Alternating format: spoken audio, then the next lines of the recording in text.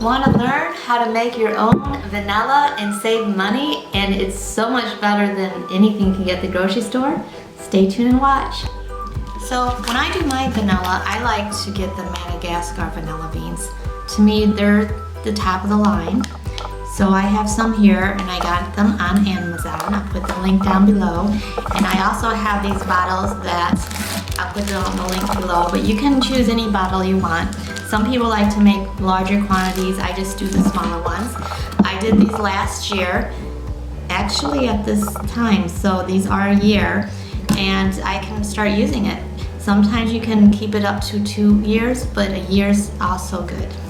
I just cut them out of the seal-tight Madagascar package, and they look like this. They smell super good. I am going to cut these in half since these are smaller containers. And you just cut them in half with a paring knife.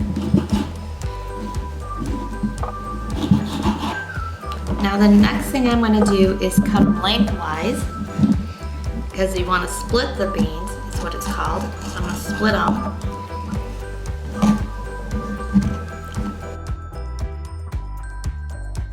So when you split the beans, the vanilla's inside that's waxy and like oily.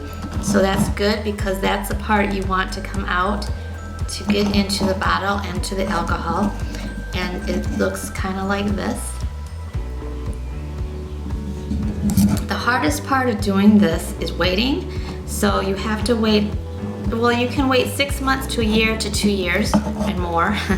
It's kind of like wine. The longer you wait, the better it is.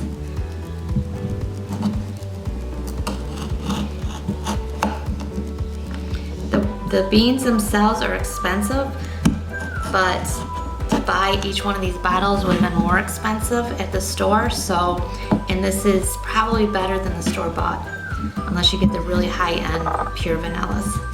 So I'm choosing this whiskey for mine, and all you need to do is put 4 of these in here.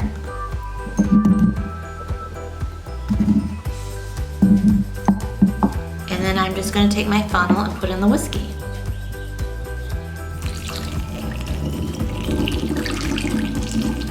Fill it almost to the top. Put my lid on.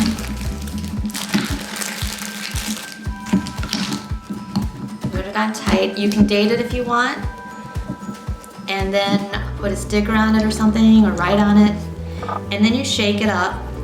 So you have to shake it for the first week twice a day.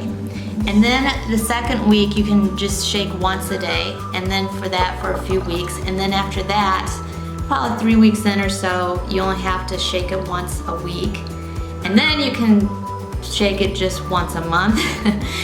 So you gradually just, with time, you have to shake it less and less. And these, like I said, I only shake these now once a month, and that's what it looks like, and it's been a year. But when you start off, it looks like this, so it's way different. A lot different color there.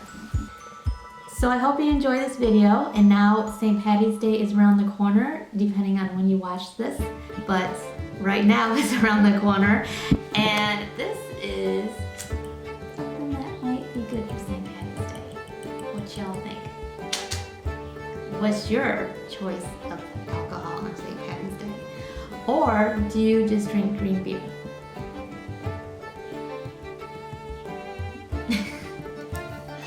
Oh.